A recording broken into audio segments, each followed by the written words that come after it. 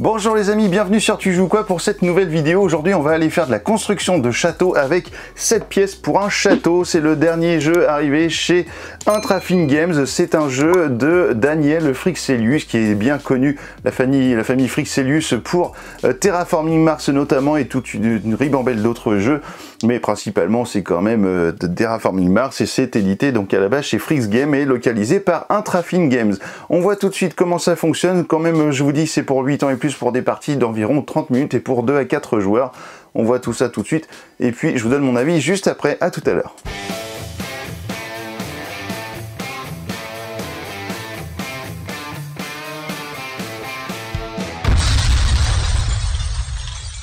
Voici le matériel de cette pièce pour un château. Alors ici, je vous ai mis le matériel juste pour un joueur pour vous montrer comment ça va se passer. Mais bien évidemment, vous n'allez pas jouer tout seul à ce jeu-là. Vous avez un plateau ici qui est également en 3D normalement, puisque vous avez ce petit château là qui est comme ça, qui est replié, qui est assemblé avec l'autre. Mais vu que je filme du dessus, et ben voilà, je me suis dit que ce serait quand même plutôt sympa de le mettre comme ça, parce qu'au moins on le voit. Et vous avez, chaque joueur va prendre un petit présentoir avec...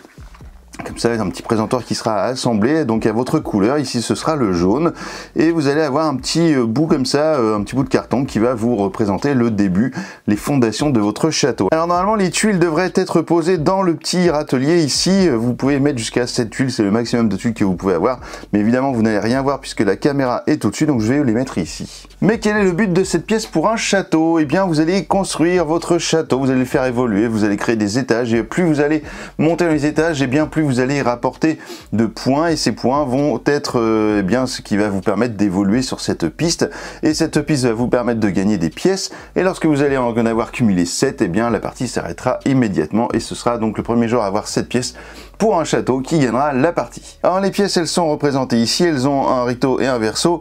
Vous voyez ici le côté pièce et ici vous voyez le côté pouvoir, c'est-à-dire qu'à chaque fois que je vais passer ou m'arrêter sur une case pièce, eh bien je vais gagner l'une des 3 pièces qui sera ici, qui a un certain pouvoir, j'y reviendrai après, mais du coup ça va vous permettre de faire donc ce petit pouvoir et ensuite vous allez les garder face et bien côté pièce dans votre zone de jeu. Quand vous en avez 7, vous avez gagné. Ici on va installer tout un tas de tuiles, voilà, vous en avez plein dans le jeu. Ici je vous ai tout mis, elles sont toutes rangées comme ça, vous allez en prendre 3 que vous allez mettre dans votre râtelier et vous allez en prendre 3 également que vous allez mettre à disposition ici sur le plateau pour créer un petit marché de morceaux de château. Alors le principe du jeu est simple, c'est qu'à chaque fois que viendra votre tour, vous allez pouvoir soit prendre 2 pièces ici de château que vous allez rajouter dans votre ensemble sur votre petit râtelier. Si vous dépassez du râtelier, vous serez obligé d'en défausser, donc non pas là-dedans mais d'en défausser à part pour être au maximum de 7 pièces, 7 morceaux de château.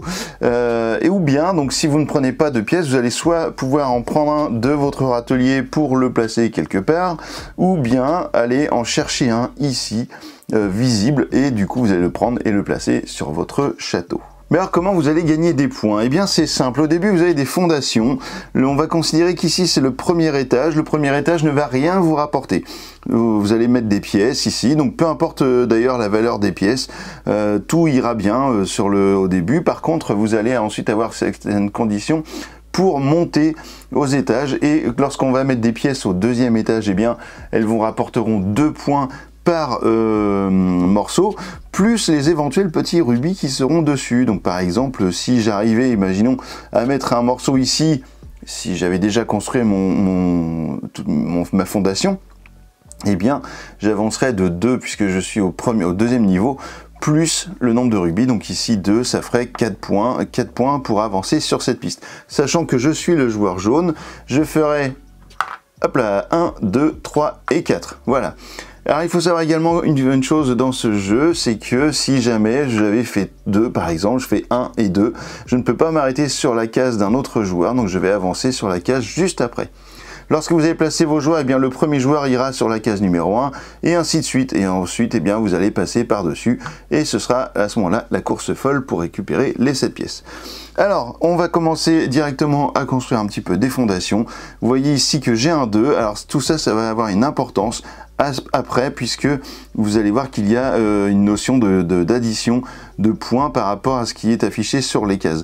Donc là, par exemple, je pourrais très bien prendre mon 2 et le placer ici, puisque la seule condition que je vais avoir dans ce cas de figure, eh bien c'est que je dois faire attention à la base de la pièce que je vais mettre. C'est-à-dire qu'ici, ma base est remplie de pierre, je suis sur de la pierre, tout va bien, je peux mettre cette pièce à cet endroit-là. Si je devais prendre cette pièce par exemple et la mettre ici, et ben là ça marche pas parce que j'ai du ciel en même temps que j'ai de la pierre, donc là ça marche pas du tout.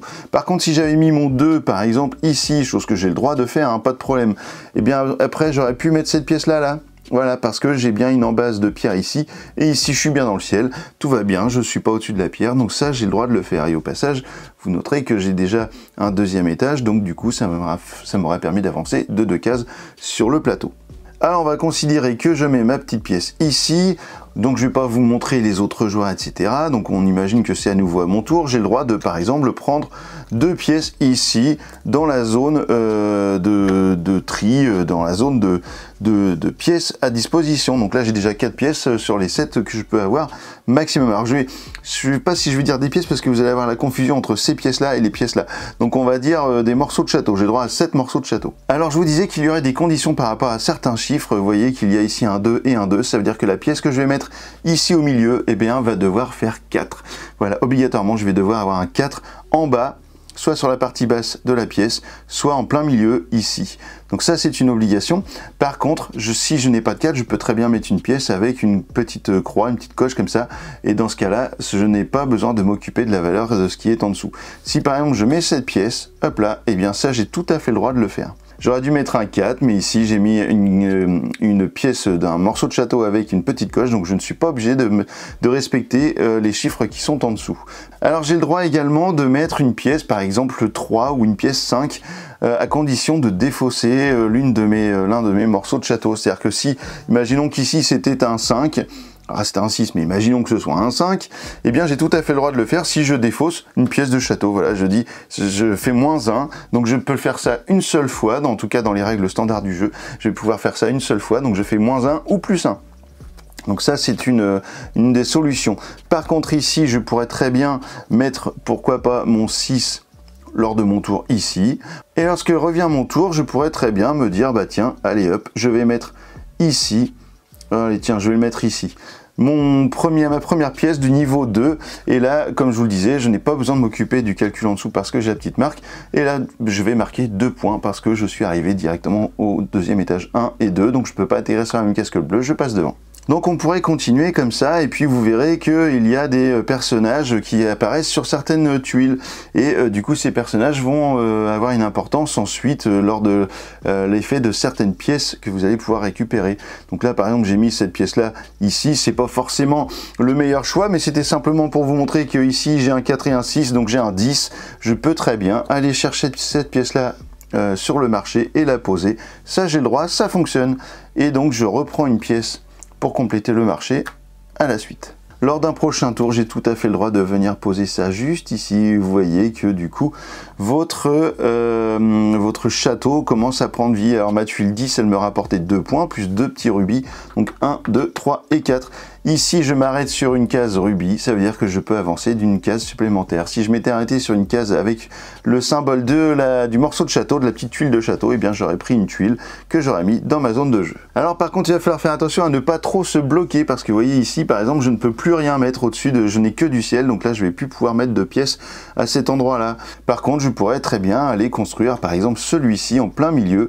C'est un 9, si c'est 2, ça fait 8, je défausse une pièce, c'est bon, je suis à 9, -1, donc ça fait bien 8, pas de problème, et là j'avance à nouveau de 2, plus, hop là, plus 1 point, tac, j'avance de 3, et je remets une petite tuile ici, et je vais récupérer une pièce, et les pièces eh bien, vont avoir des pouvoirs différents, c'est-à-dire que par exemple celui qui aura la plus haute tour à ce moment précis, eh bien, va gagner 2 tuiles château qu'il va pouvoir ajouter à sa collection, et alors non pas sur son château, mais dans sa réserve de tuiles. Et si vous êtes plusieurs à avoir exactement la même chose, à être au même niveau de château, et bien tous les joueurs qui sont dans le même niveau de château pourront récupérer 2 tuiles. Ici, je pourrais avancer d'une case supplémentaire, et ici, eh bien, c'est celui qui a le moins de pièces, celui ou celles qui ont le moins de pièces qui vont pouvoir prendre des tuiles. Alors du coup, par exemple, ici, hop là, je vais pouvoir récupérer une pièce, et je vais en mettre une autre, tac, Et ça c'est pas mal, et j'avance d'une case parce que ma pièce c'était un petit rubis. Et ici qu'est-ce que c'est? Eh bien ça veut dire que je vais pouvoir voler une tuile à un joueur, donc ça c'est plutôt pas mal. Je vais aller prendre une tuile au hasard dans son râtelier pour l'ajouter au mien. Donc ça fait toujours un petit peu criser les autres joueurs. Donc là vous voyez un cas de figure un peu spécial, c'est qu'ici j'ai un 4 en valeur haute, mais il y a un 9 en valeur basse, mais si je dois mettre une tuile juste au-dessus, eh bien il va falloir ajouter les deux et faire un 13. Alors ça peut paraître bizarre, c'est un truc qui me choque un petit peu aussi dans le jeu, c'est qu'on nous dit que le chiffre qui est en bas sert à la partie basse, vous avez un chiffre en haut pour la partie haute, et parfois vous avez des chiffres au milieu qui servent pour les deux. Mais du coup, il semblerait, quand on lit la règle et quand on voit un petit peu les exemples donnés, que si vous voulez mettre une pièce ici, bah, vous n'allez pas avoir seulement 4, vous allez avoir 9 et 4, 13. Donc ça, je trouve ça un petit peu étrange comme façon de faire. Donc là, lors d'un tour prochain, je pourrais très bien aller mettre un petit chapeau ici. Alors évidemment, c'est pas très bien joué. Je prends ce qui vient, je fais pas attention. Mais ici, j'arrive simplement au 3e étage. C'est là où je voulais en venir. C'est que si j'arrive au 3e étage, eh bien, je vais avancer de 1, 2, 3 cases parce que c'est le 3e et plus 2 rubis. 1, 2, j'arrive sur une case rubis, j'avance ici. Vous voyez, je suis déjà arrivé quasiment à ma 2e pièce. Voilà, c'est comme ça que vous allez jouer à cette pièce pour un château. Et vous allez essayer donc de construire le plus vite possible un château qui va le monter le plus haut possible pour avoir un maximum de points, car le niveau 4, c'est bien, ce sera 4 points plus les éventuels rubis et ainsi de suite. Et ce sera le premier donc à réussir à obtenir les 7 pièces. Vous avez toutes les explications des différentes pièces dans la règle du jeu, je vais pas vous le faire. Et puis voilà, c'est comme ça que se présente ce jeu. Et écoutez, je vous donne mon avis dans un instant, à tout de suite. Et bien voilà, vous savez désormais tout sur cette pièce pour un château qui est pour le coup un jeu familial, ce qui est bien rare chez Intrafin Games. Et qu'est-ce qu'on en a pensé? Eh bien au niveau du matériel déjà et des illustrations, personnellement j'aime beaucoup l'illustration de la boîte, elle me fait rire. Ce petit personnage, il me fait quand même bien rigoler. Après, c'est vrai que les illustrations, alors je dis c'est vrai parce que je suis pas le seul à l'avoir dit, l'illustration du jeu en général, sur les pièces de château et tout ça, c'est quand même pas foufou. Mais globalement, quand vous avez construit votre château, ça ressemble quand même à quelque chose de plutôt sympathique. Et puis voilà, bon, c'est un univers, c'est un choix, c'est l'éditeur qui a choisi ça. C'est comme ça d'ailleurs, l'illustratrice, je crois, est également la belle-sœur d'un des frères Frixelius. Enfin bref, c'est tout en famille dans cette famille. Et puis donc le matériel, eh bien on a tout un ensemble de tuiles. Alors le verso des tuiles aurait pu être plus sympa parce que là le bleu, et voilà, il n'y a aucun design, ça ressemble pas à grand chose.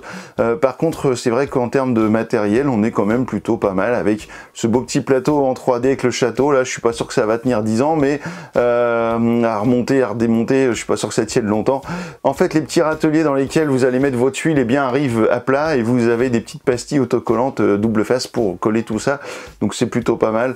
Donc au niveau du matériel et d'illustration, voilà, c'est plutôt quand même assez quali. La règle du jeu, eh bien, elle est très simple, elle est très bien écrite, elle est très bien faite, et puis c'est quand même assez simple comme jeu. Alors je vous ai pas donné les variantes, c'est vrai qu'il y a des petites variantes, je vous disais qu'il y avait possibilité de faire du +1 - 1 en défaussant une tuile, on peut le faire qu'une seule fois, il y a une variante qui permet de le faire plus de fois que ça, en fait autant que vous voulez, donc ça c'est des variantes un petit peu spéciales, je crois que je sais plus comment ça s'appelle, Battle Royale peut-être, ou un truc comme ça, la main royale, ou un nom comme ça, et donc vous allez avoir donc toutes ces petites variantes qui vont faire que le jeu va prendre une autre tournure, et puis va vous permettre d'avoir une rejouabilité assez forte.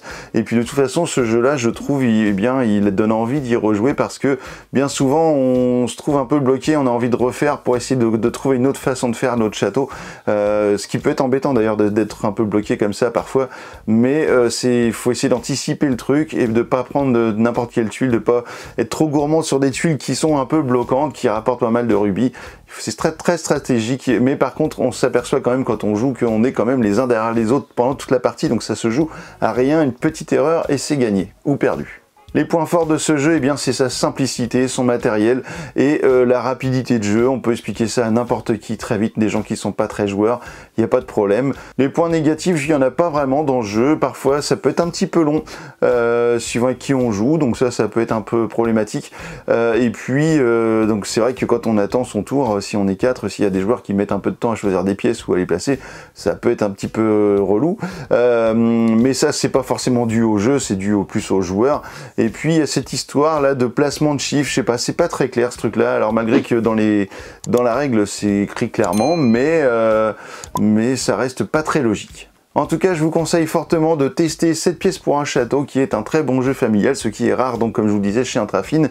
Et maintenant que vous savez tout sur ce jeu, et ben alors, tu joues ou quoi?